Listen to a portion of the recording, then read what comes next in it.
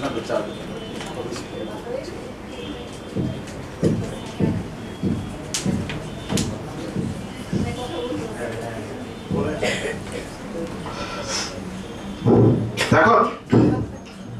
আমরা ডিসিপ্লিন মানি না বেরোতে না সবাই নাই, তারপরেও জীবনের সফলতার জন্য কিছু ডিসিপ্লিন বেশি করে মানতে হয়।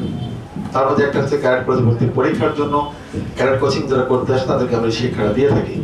পুঁথিগত বিদ্যা এবং তার আনুষঙ্গিক বিদ্যা যোগ করে ডিসিপ্লিন সংমিশ্রণ করে তার সাধনাকে আমরা সফলতায় পৌঁছে দিই। আজকে যারা ক্লাস 6 এ, এরা ছিল ক্লাস 5 এ। ক্লাস 6 এর এই ক্লাস 5 এর ছাত্রছাত্রী যখন স্বপ্ন দেখেছে তাহলে ক্যাডেট কোর্সে ভর্তি হবো, তখন হয়তো যে কোনো কোচিং এ, মিরপুর ক্যাডেট কোচিং বিষয়টা নয়, যে কোনো কোচিং এ সে হয়তো ভর্তির চিন্তা করেছে। অথবা ক্যাডেট কোচিং এর নাম শুনে সে হয়তো নিজের স্বপ্ন দেখা শুরু করেছে যে কোচিং করবে।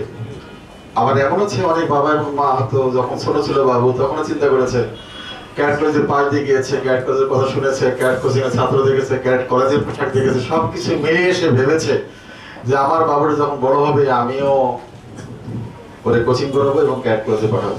এই যে স্বপ্ন, এই স্বপ্ন পূরণের প্রত্যয়ে মিরপুর ক্যাডেট কোচিং দীর্ঘদিন কাজ করে যাচ্ছে। আর আজকে ধারাবাহিকতায় এমন একটি আয়োজন, তার নাম হচ্ছে কুইজ প্রতিযোগিতা 2024। অদম্য মেধাবীদের জন্য দুর্দান্ত অফার। সেই অফারে আজকে যে মেধার জয়ী হবে সে প্রথম পুরস্কার হিসেবে পাবে একটি ল্যাপটপ, এবং দ্বিতীয় পুরস্কার যে হবে, তৃতীয় স্থান অধিকার করবে সে পাবে একটি বাইসাইকেল, তার জন্য রয়েছে বাইসাইকেল, এবং যে তৃতীয় হবে তার জন্য রয়েছে একটি ট্যাব।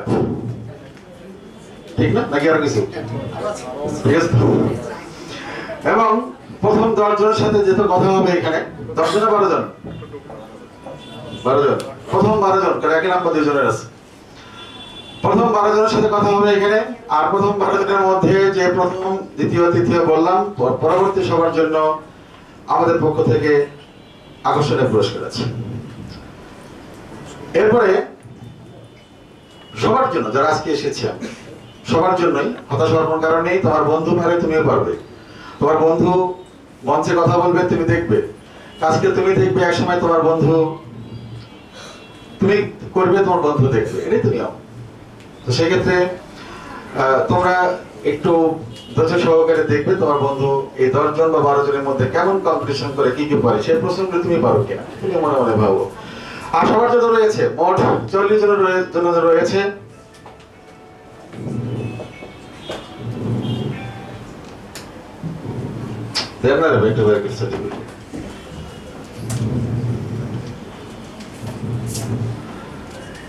প্রত্যেকের জন্য আমাদের পক্ষ থেকে, মিরপুর ক্যাডেট কোচিং এর পক্ষ থেকে একটা সার্টিফিকেট আছে। প্রত্যেকে পাবে একটা সার্টিফিকেট, কারণ এটা আসলে অর্জন, এটা ক্রয় নয়, এটা দানপত্র নয়, এটা একটা অর্জন। আর যে কোনো অর্জনই মানুষের জীবনের সবচেয়ে বড় সম্পদ। কারণ এটা যদি কেউ ছাপায় নেয়, লেখে নেয়, কারোর কাছ থেকে কেড়ে নেয়, এটা কোনো মূল্য নেই। বা এটা সে অর্জন করেছে, এটা মূল্য অনেক। দ্বিতীয়ত, এদের প্রত্যেকের জন্য আমাদের পক্ষ থেকে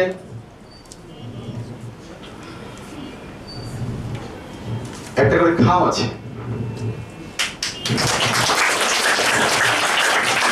বড় বড় ভাবছে স্যার খাম ভিতরে কি আছে, ভিতরে কি আছে এটা বলবো না, তাই এটা বলা যায় না, ভালো লাগে না বলতে।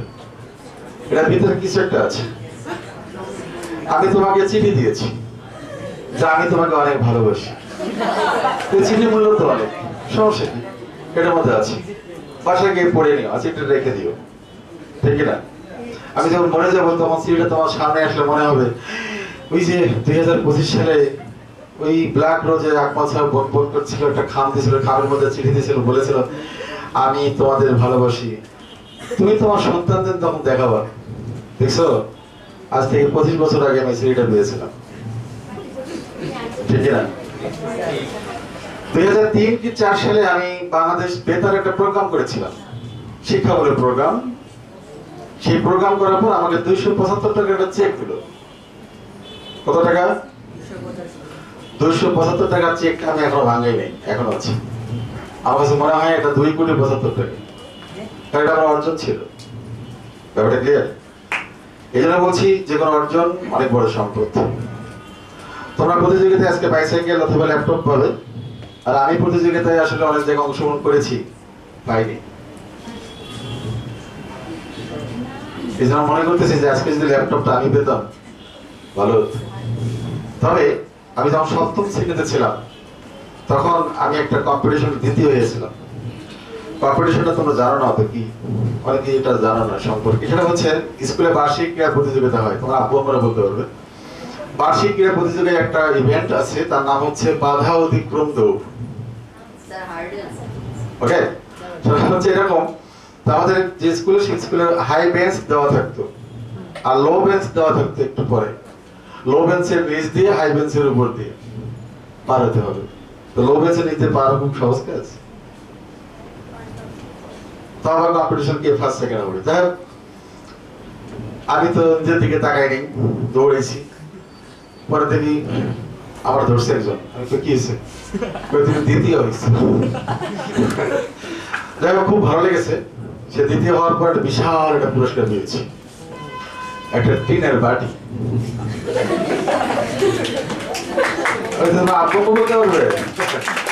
টিনের বাটি যখন ছিল এক সময় আমাদের স্কুলে, যে কোনো স্কুলে যখন ফার্স্ট বড় বাটি, সেকেন্ড মেজো বাটি, আর থার্ড ছোট বাটি।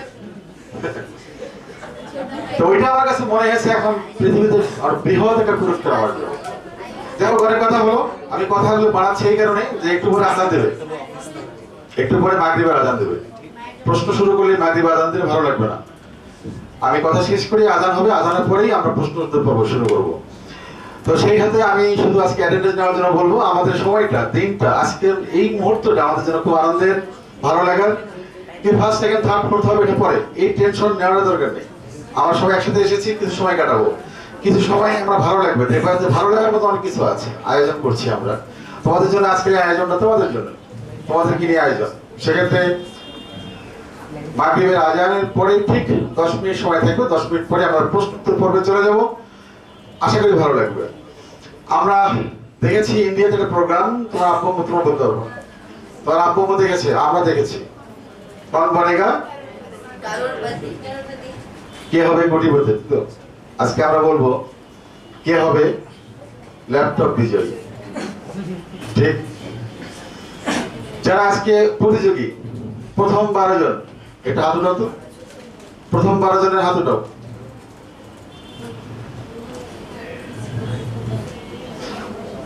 জন আসেনি?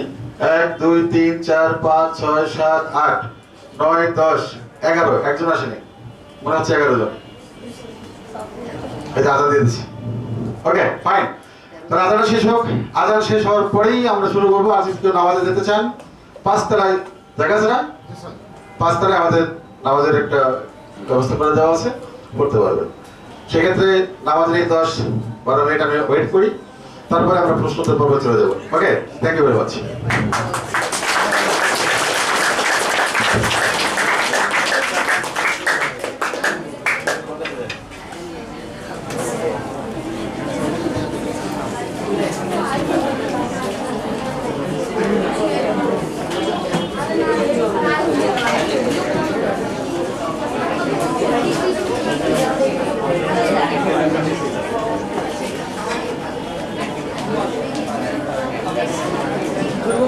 Victor